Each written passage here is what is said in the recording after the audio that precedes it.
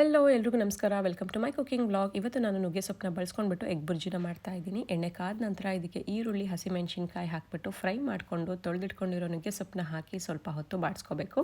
ಇದಕ್ಕೆ ಉಪ್ಪು, ಅರಿಶಿನದ ಪುಡಿ ಮತ್ತು ಪೆಪ್ಪರ್ ಪೌಡ್ರ್ ಹಾಕಬೇಕು. ಬೇಕಿದ್ರೆ ಖಾರದ ಪುಡಿನೂ ಬಳಸ್ಕೋಬಹುದು.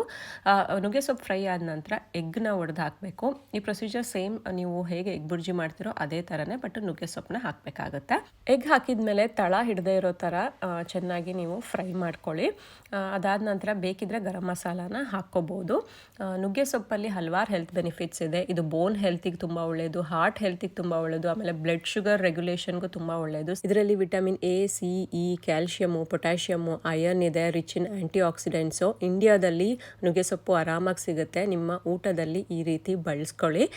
ಈ ಎಗ್ ಬುರ್ಜಿನ ಚಪಾತಿ ಒಟ್ಟಿಗೆ, ಬ್ರೆಡ್ ಟೋಸ್ಟು, ರೊಟ್ಟಿ, ದೋಸೆ ಯಾವುದಕ್ಕಾದರೂ ನೀವು ಕಾಂಬಿನೇಷನ್ ಮಾಡ್ಕೋಬೋದು. Thank you for watching my videos. Bye.